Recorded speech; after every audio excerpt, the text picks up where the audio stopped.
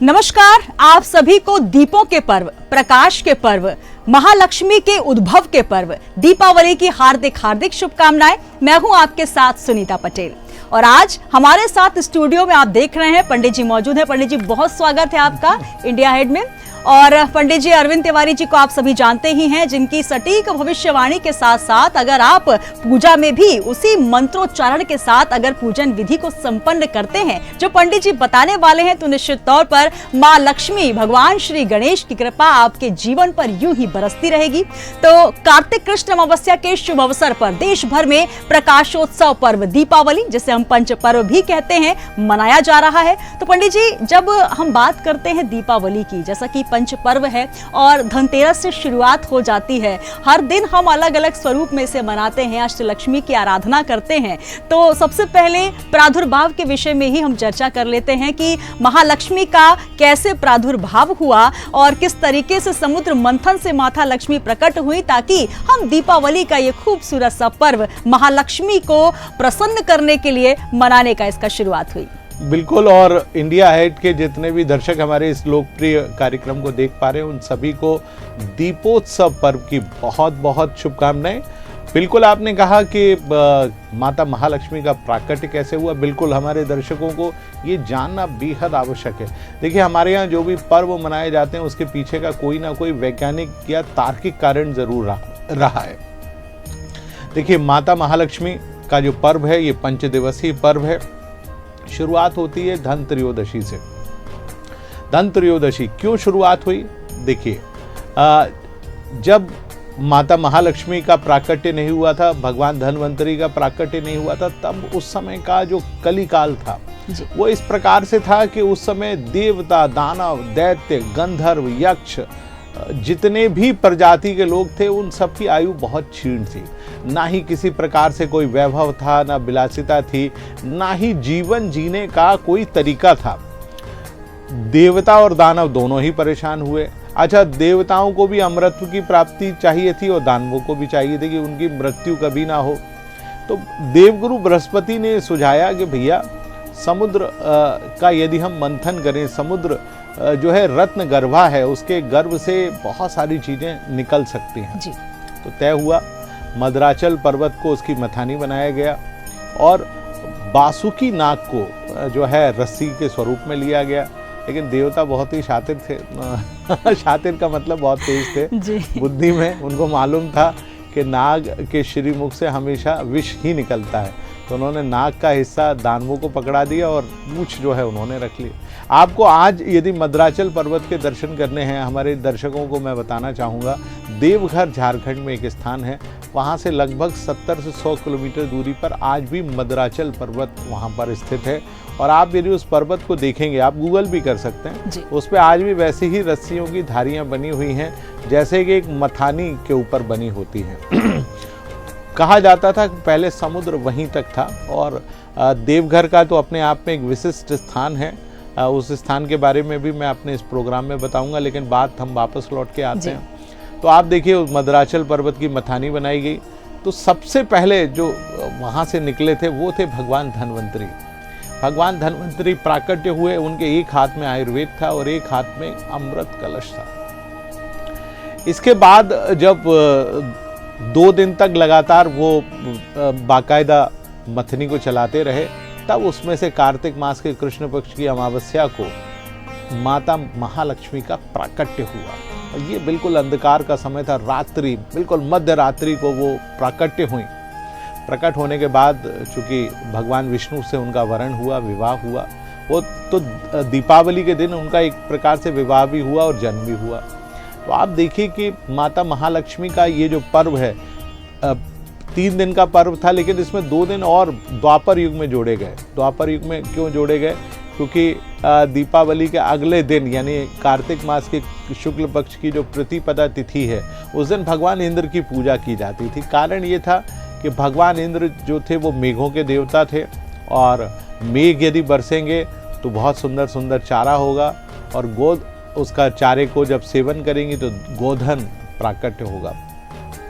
तो आप देखिए कि कार्तिक मास के कृष्ण पक्ष की अमावस्या को माता लक्ष्मी का प्राकट्य हुआ। तो 3 दिन तक, और बीच में एक और तिथि पड़ती है जिसको रूप चतुर्दशी या नरक चतुर्दशी कहते हैं, वो तिथि भी भगवान कृष्ण से जुड़ी हुई है।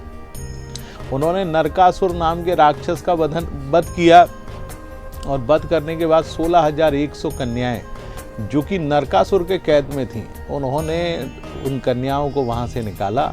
और उन्होंने जब मृत्यु का वरदान मांगा तो उन्होंने कहा नहीं, प्रतीकात्मक रूप में आज से मैं ही आपका पति हूँ। इसलिए भगवान कृष्ण की जो पत्नियां थीं वो 16,108, मूल रूप से उन्होंने 8 से ही विवाह किया था, लेकिन 16,100 जो कन्याएं थी उनसे उन्होंने प्रतीकात्मक विवाह किया। तो ये पूरा 5 दिवसीय पर्व है, तो आप इस पर्व को बड़े हर्षोल्लास के साथ मनाएं। बिल्कुल, तो पंच पर्व के रूप में मनाया जाता है दीपोत्सव का पर्व। और जहां पर पंडित जी हमने बात की कि जिस तरीके से माता लक्ष्मी का प्रादुर्भाव हुआ, बहुत सारी कहानियां कथाएं भी जुड़ी हुई हैं जो हमारे दर्शकों को तो वैसे पता ही है, लेकिन जो हमारी आने वाली पीढ़ी है उनको भी पता होनी चाहिए। और आपने मंदरांचल पर्वत के विषय में तो सुन लिया, जहां पर एक तरफ समुद्र मंथन में हलाहल विष निकला, एक तरफ अमृत निकला, तो सबसे जो महत्वपूर्ण उसका जो हिस्सा था, माता लक्ष्मी की वहां पर कृपा बरसी और विष्णु प्रिया कहलाई।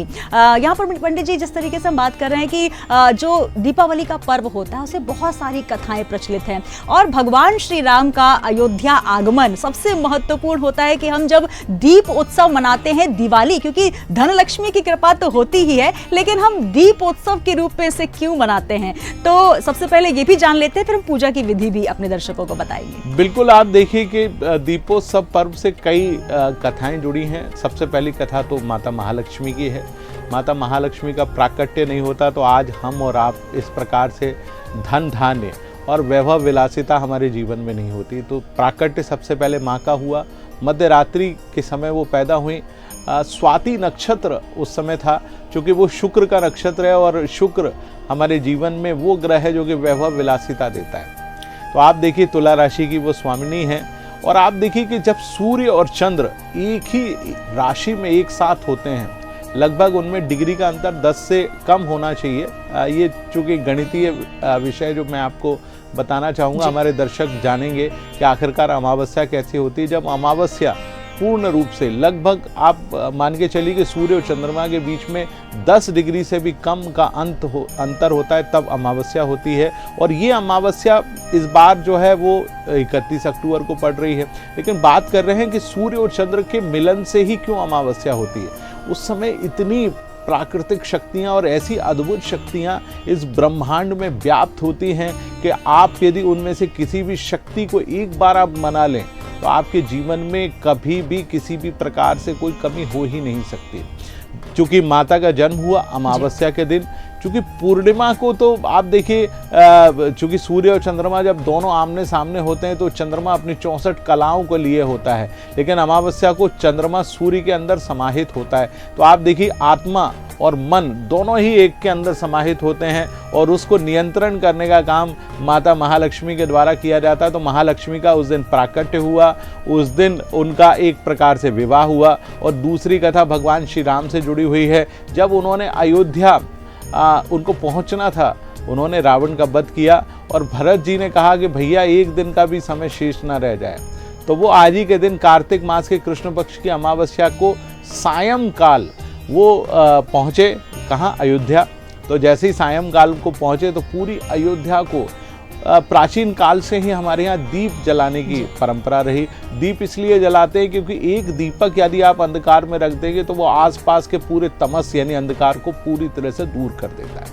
तो भगवान श्री राम आज ही के दिन अयोध्या पहुँचे अमावस्या के दिन। तो उनके स्वागत और सत्कार में दीपों की एक आवली यानी एक श्रृंखला लगाई गई, जिसके कारण इस पर्व का नाम दीपावली भी पड़ा।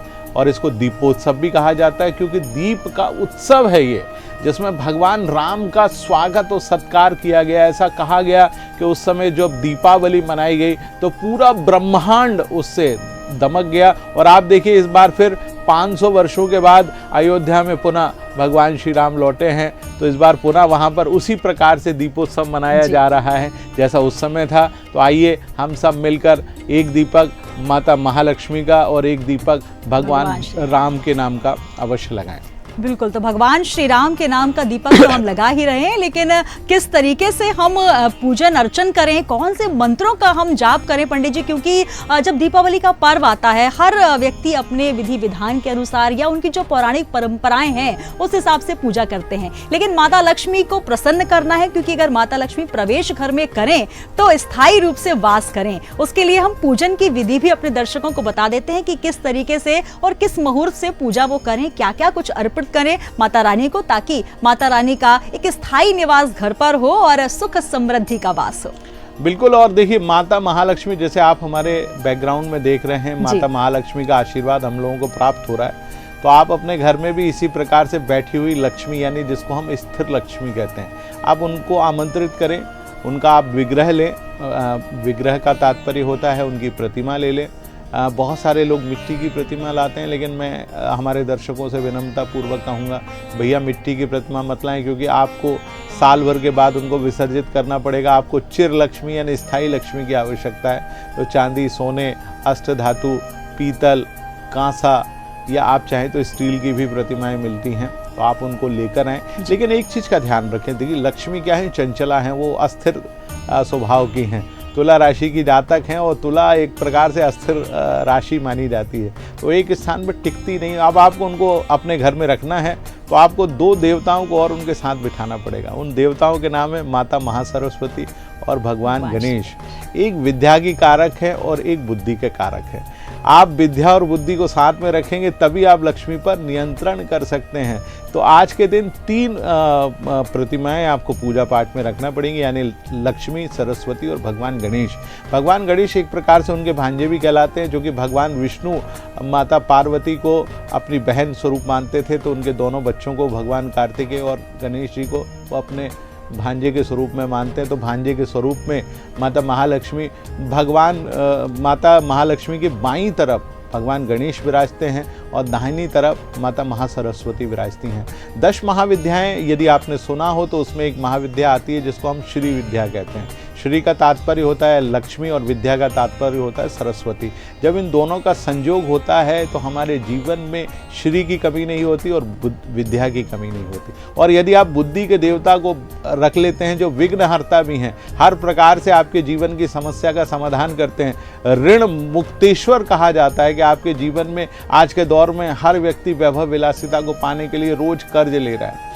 हमारे यहाँ प्राचीन परंपरा भी नहीं रही है, लेकिन आजकल चूँकि कर्ज लेकर काम करते हैं और कर्ज बहुत होता है, तो आपको उस कर्ज की मुक्ति भगवान गणपति के द्वारा आपको प्राप्त होगी। तो आप तीनों देवताओं को विराजिए।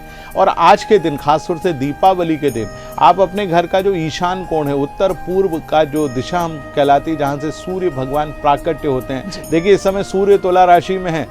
हमारे यहाँ ज्योतिष में कहा जाता है इस समय सूर्य नीच के हैं। सूर्य दूर है। नीच का तात्पर्य होता है कि सूर्य में ऊर्जा की कमी है और वो इस समय पृथ्वी से बहुत दूर हैं, इसलिए यहाँ पर शीत ऋतु आ जाती है। तो आप ईशान कोण में भगवान को विराजें। लेकिन उससे पहले आप यदि आसानी से गोबर आपको मिल सकता है तो गोबर का लेपन कर लें। उस स्थान का नहीं मिलता है तो घर में हल्दी हमेशा पाई जाती है। हल्दी का एक विशेष गुण होता है कि स्थान की शुद्धि तो करती है, साथ साथ कीटाणुओं का भी विनाश करती है।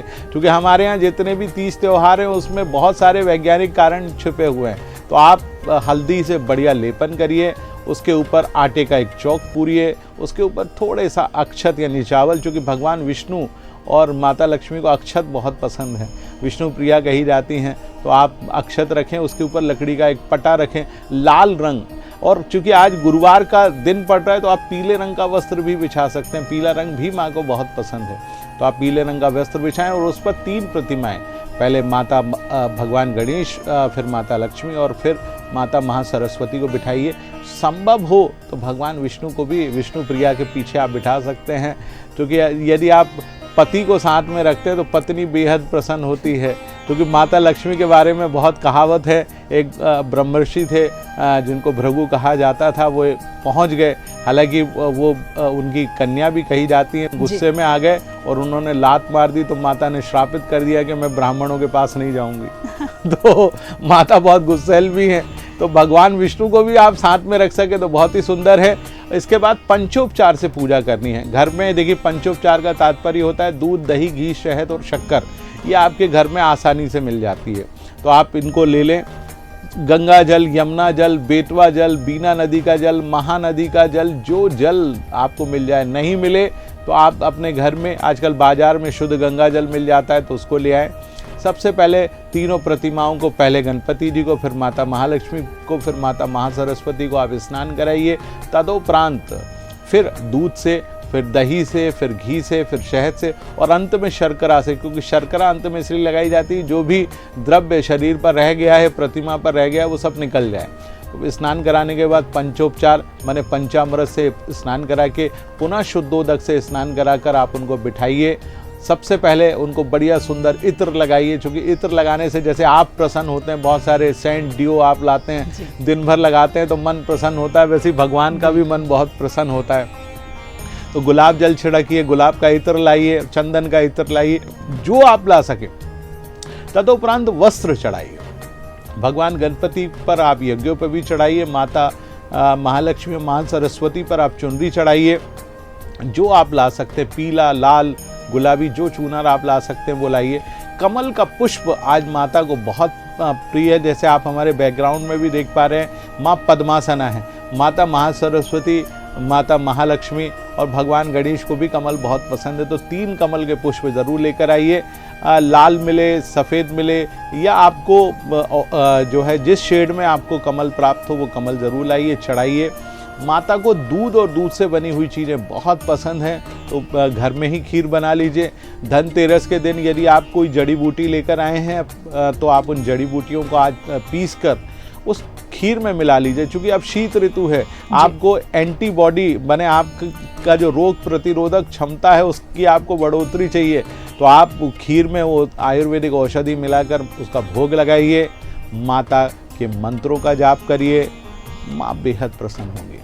तो बिल्कुल पंडित जी ने जो आपको बताया है, जिस तरीके से पंडित जी भगवान श्री गणेश जो कि बुद्धि प्रदाता है, प्रथम पूज्य कहे गए हैं, उनकी स्थापना करना है, और माता सरस्वती जो कि ज्ञान दायिनी मानी जाती हैं, और माता लक्ष्मी अगर घर पर कृपा बरसाएं तो यकीनन जीवन में सुख समृद्धि तो बरसेगी ही। पंडित जी ने पूजा की विधि तो पंडित जी बता दी, लेकिन जिस तरीके से ये कहा जाता है कि कोड़ियों का और जो बहुत सारे गोमती चक्रों का बहुत सारा विधान बताया गया है, तो उनका भी थोड़ा हम पूजा में क्या कुछ महत्व रहता है और किस तरीके से उनको उपयोग करें। और आजकल हमारे जो तमाम दर्शक हैं, एक धन पोटली का भी यहाँ पर जिक्र बहुत ज्यादा चल रहा है कि आज के दिन आप अगर धन पोटली बनाते हैं और माता लक्ष्मी को समर्पित करते हैं तो उसमें क्या क्या वस्तुएं होनी चाहिए जो माता रानी को पसंद हो। बिल्कुल, बहुत सुंदर प्रश्न है, और चूंकि आम दर्शकों को ये चीज पता नहीं है जो सुनीता जी ने पूछा, और ये इंडिया अहेड का सौभाग्य है कि इतना सुंदर प्रश्न दर्शकों के लिए पूछा गया। तो देखिए, माता लक्ष्मी को कुछ चीज़ें बहुत पसंद है, जिसमें लक्ष्मी कारक कोड़ियाँ जो हैं वो माँ को बहुत पसंद है। दूसरा गोमती चक्र, गोमती नदी से निकलते हैं चक्र, ये बहुत पसंद है। एक और 2 चीज़ें होती हैं, एक एकाक्षी नारियल होता है बहुत, जो खासतौर से माता महालक्ष्मी को बहुत पसंद है। अच्छा, इसके अलावा दक्षिणावर्ती शंख, चूँकि ये सारी चीज़ें समुद्र से निकलती हैं और माँ समुद्र से पैदा हुई हैं, रत्नगर्भा हैं, तो आप सोचिए इन रत्नों को, ये बहुत साधारण सी चीज़ें। कोड़ियाँ मुश्किल से आपको 100 रुपये में मिल जाएंगी, आप 5, 11 की संख्या में या 9 की संख्या में कोड़ियाँ ला सकते हैं। ठीक उसी प्रकार से गोमती चक्र आपको मिल जाएंगे। अब करना क्या है, पहले तो मैं आपको ये बता देता हूँ कि आप जब लाएं तो पूजा में, जैसे आप माता की पूजा कर रहे हैं तो माँ के सम्मुख इन चीज़ों को एक थाली में सजा कर रख दीजिए, या आप चाहें तो गुलाबी या रेशमी वस्त्र, जिसकी बात सुनीता जी ने की है, आप उसमें रेशमी वस्त्र के ऊपर इनको रख दें। 5 की संख्या में रखें, 9 की संख्या में रखें, 11 की संख्या में। तो आप गोमती चक्र ले लें, लक्ष्मी कारक कोड़ियाँ ले लें, आप उसके साथ साथ एकाक्षी नारियल ले लें, और उतने ही आप पुष्प ले लीजिए। गुलाब का पुष्प माँ को बहुत पसंद है, क्योंकि सुगंधित होता है, और आप इसमें यदि संभव हो तो आप दक्षिणावर्ती शंख चूँकि रखा जाता है, आप चाहें तो पोटली में भी रख सकते हैं, क्योंकि ये भी माँ को बहुत पसंद है। तो आप इस पोटली को बना लीजिए, पोटली को माँ के सम्मुख आप रख लीजिए। और यदि आप माता महालक्ष्मी के कुछ मंत्रों को जानते हैं, नहीं जानते, तो हम आज आपको बताए दिए देते हैं। देखिए, माँ को श्री सूक्तम, 16 ऋचाओं का है श्री सूक्तम, आप उसको पढ़िए। आप संस्कृत नहीं पढ़ सकते हैं, बहुत सुंदर सा माध्यम यूट्यूब है, आप उसको चला लीजिए, यूट्यूब से श्री सूक्त आप सुन लीजिए, उस लक्ष्मी कारक कोड़ियाँ और उस पोटली को सुनाइए। इसी के साथ साथ पुरुष सूक्त, भगवान विष्णु को भी आप जब तक नहीं मनाएंगे, क्योंकि इस ब्रह्मांड का संचालन भगवान विष्णु के हाथ में है। पैसा तभी आएगा जब आप भगवान विष्णु को पूजेंगे। तो आप वो पुरुष सूक्त भी आप स्वयं पढ़ सकते हैं, नहीं पढ़ सकते योग्य ब्राह्मण को बुला के पढ़वा लीजिए, नहीं पढ़ सकते तो आधुनिक काल में YouTube हमारे पास मौजूद है, पुरुष सूक्त चलाइए और उसके बाद उस पोटली को बांध दीजिए। जब पोटली को बांधे तो एक छोटा सा मंत्र उच्चारण कर लीजिए, ओम श्रीम नमः। श्रीम जो है वो माँ लक्ष्मी का बीज मंत्र है, बहुत सुंदर सा मंत्र है, 3 अक्षरों का है, बहुत आसानी से उच्चारण किया जा सकता है। एक बार पुनः दोहरा देता हूँ, ओम श्रीम नमः। इस मंत्र का आप उच्चारण करिए। एक और बहुत सुंदर सा मंत्र है बाला त्रिपुर सुंदरी का, क्योंकि ये बड़ा गोपनीय मंत्र है जो हम आज इंडिया अहेड के दर्शकों को बताना चाहेंगे। मंत्र कुछ इस प्रकार से है, ओम ऐं क्लीम सौ। ये 4 अक्षरी जो मंत्र है, इससे माँ जगतजननी बाल स्वरूप में है, 8 वर्ष की आयु की हैं, क्योंकि 8 वर्ष की कन्या को प्रसन्न करना सबसे आसान होता है। जैसे आप छोटे बच्चों को टॉफ़ी देके, मोबाइल देके प्रसन्न कर लेते हैं, वैसे ही माँ का बाल स्वरूप है, आप इसको प्रसन्न करें इस मंत्र से। और नहीं हो तो एक और मंत्र बताता हूँ, ओम महालक्ष्मी नमः। ये बहुत साधारण सा मंत्र है, इसका जाप कर लीजिए। इसके अलावा तरह तरह के सूक्त हैं, लक्ष्मी चालीसा भी है, लेकिन संस्कृत में जिन मंत्रों का आप उच्चारण करेंगे उससे आप लक्ष्मी की जो पोटली है, धन पोटली, उस पर आप मंत्रों का प्रहार करेंगे तो आप मानकर चलिए और फिर उसको रखिए। और जिस दिन देव उठनी एकादशी है, ये आप 11 दिन तक रखिए और देव उठनी एकादशी को आप अपना इस पूरी पोटली को तिजोरी जहाँ पर धन रखते हैं वहाँ पर रख लीजिए। आपके घर में धन की कमी कभी नहीं रहेगी। पंडित जी बहुत सुंदर धन पोटली का, क्योंकि कई बार ऐसा होता है कि हम सुन तो लेते हैं और आजकल तो YouTube रील्स के माध्यम से, लेकिन सटीक तरीके से किस तरीके से कौड़ी आपने बताया कि किस तरीके से उपयोग करना है, कितनी संख्या में उपयोग करना है, तो आप जैसा पंडित जी ने आपको बताया बिल्कुल वैसा ही उपयोग करिए। मंत्र बहुत खूबसूरत बताए हैं और देखिए मंत्रों में माता का वास होता है, तो अगर आप उनका जप करेंगे तो निश्चित तौर पर माता प्रसन्न होंगी। पंडित जी जिस तरीके से लक्ष्मी पूजन की तो हमने बात कर ली, कुछ टोटके भी आज किए जाते हैं विशेष तौर पर कि आज कृपा तो बरसे, क्योंकि हमने धन की पोटली तो बना ली, लेकिन एक मन में एक विचार आता है कि हम और ऐसा क्या करें कि माता की कृपा हम पर बरसे। तो कुछ ऐसे अचूक उपाय हमारे तमाम दर्शकों को जरूर बताएं। देखिए, आपने धनतेरस के दिन एक सिक्का खरीदा होगा, बहुत सारे लोग सोना चांदी या अन्य तरीके का सिक्का खरीदते हैं। अच्छा नहीं भी है तो कोई बात नहीं, आप अपने घर में 5 रुपए का सिक्का या 20 रुपए का भी सिक्का आता है, आप उसको ले लीजिए और क्या करिए, जहाँ पर माता महालक्ष्मी विराजमान हैं उनके हाथ में, खास तौर से दाएं हाथ में, आप उसको आपके घर में जो भी मिठाई आई है उसमें थोड़ी सी मिठाई लगाइए और उनके हाथ में लगा दीजिए। जैसे आप देख रहे हैं ना हमारे उसमें बैकग्राउंड में, देखिए माता महालक्ष्मी घड़े से स्वर्ण वर्षा कर रही हैं, तो वो प्रतीकात्मक रूप में आपके घर में जो लक्ष्मी है, आप उनसे कहिए कि वो हाथ में उसको झेल ले, माता के हाथ में लगाइए, झेलिए उसको, 11 बार उस क्रिया को ज़रूर दोहराइए। इसको करने से आपके घर में कभी भी धन की कमी नहीं रहेगी। अच्छा, इसके अलावा कुछ और चीज़ें जो ख़ास तौर से आज के दिन की जाती हैं, यंत्र बनाए जाते हैं। यदि आपके यहाँ कोई यंत्र नहीं है तो बाज़ार में बहुत सुंदर से यंत्र या किसी योग्य ब्राह्मण से आप यंत्र बनवा लीजिए, आप घर में ज़रूर लेकर आइए। और कौन कौन से यंत्र हैं, आप सबसे पहले जो यंत्र है वो 15 का यंत्र है, इसके बाद एक बीसा का यंत्र होता है। बीसा के बारे में कहा जाता है यदि उसको विधि पूर्वक बना लिया तो उसके बारे में एक कहावत है, जिसके पास होगा बीसा उसका क्या करेगा जगदीशा। जगदीशा माने भगवान विष्णु। तो पंडित जी इसको हम प्रिंट भी निकाल सकते हैं क्या? प्रिंट बनवाना ही पड़ेगा? बनवाना, देखिए इसको बनाने की अपने आप में एक विधि होती है, वो मैं अपने दर्शकों को बता देता हूँ कैसे बनाया जाता है। तो आज के दिन क्या करें, आप भोजपत्र ले लीजिए, बाजार में आपको भोजपत्र मुश्किल से 2 या 5 रुपए का मिल जाएगा। आप क्या करिए, अनार कहीं ना कहीं किसी ना किसी घर के बाहर अनार का पेड़ होता है, एक अनार की आप डंडी तोड़ लीजिए। अब आप उसमें क्या करिए, केसर, एक उसमें केसर घोल लीजिए, थोड़ा सा हल्दी घोल लीजिए और उसमें हल्का सा सिंदूर मिला लीजिए। अब बीसा यंत्र को आप डाउनलोड कर लीजिए। 20 का अर्थ होता है कि उसमें जितने भी नंबर्स होते हैं उसका टोटल समअप जो है वो 20 होता है। तो आप क्या करिए कि उसमें सबसे पहले आउटलाइन ड्रा करिए, कैसे उत्तर से लेके वापस उसको दक्षिण तक, माने उत्तर से लेके उसको दक्षिण तक का चौकोर बनाया जाता है। फिर उसमें लाइन खींची जाती है, जैसे जन्म कुंडली के समय लाइन खींची जाती है, और फिर उसमें नंबर्स लिखे जाते हैं। तो जो सबसे पहले छोटा नंबर हो उसको लिखिए और फिर बाद में बड़े नंबर तक पहुंच जाइए।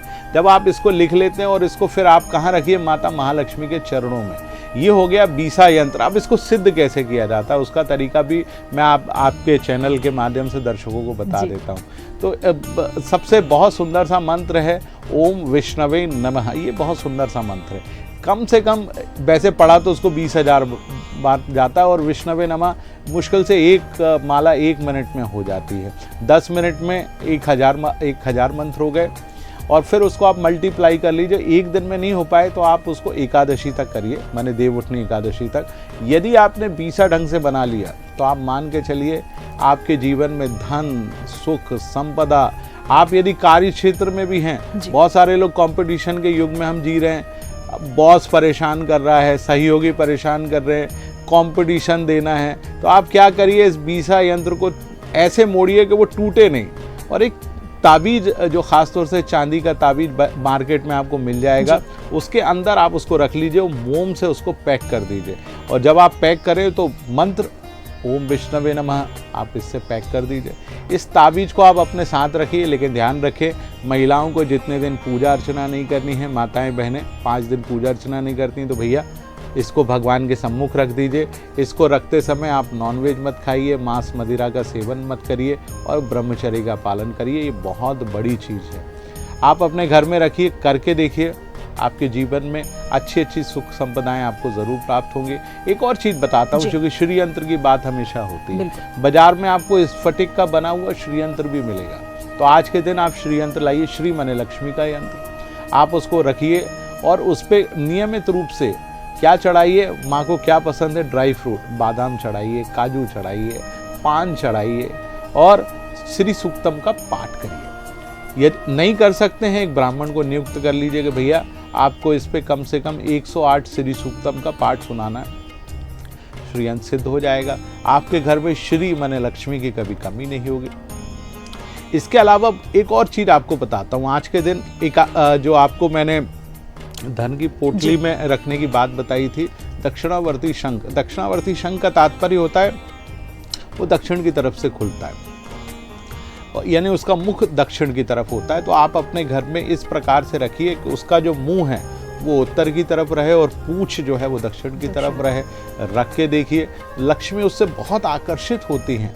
इसके अलावा आप देखिए मार्केट में आपको स्फटिक के कछुए भी मिल जाएंगे, तो आप उसको एक प्लेट में आप रखिए, चांदी की प्लेट, तांबे की प्लेट, जिस प्लेट में आपको रखना है उसका मुख जो है उत्तर की तरफ हो और उसकी पूंछ जो है वो दक्षिण की तरफ हो, रख के दे दिए। बहुत छोटे छोटे से उपाय हैं, इसको आप करके देखिए, बहुत प्रसन्नता होगी। और एक और बहुत सुंदर सा उपाय मैं बताता हूँ जो आम तरीके से किया जा सकता है। आज के दिन एक लगा हुआ 5 और 11 की संख्या में पान जो है, माँ जगत जननी को लगा हुआ पान, जिसमें मीठा पान हो, सुपारी ना हो, नारियल हो, गुलकंद हो, उसमें आप इलायची रख दीजिए, सुगंधित द्रव्य रखिए, माता के सम्मुख रखिए, और दूसरे दिन आप स्वयं उस पान का सेवन करिए और अपनी लक्ष्मी को भी कराइए।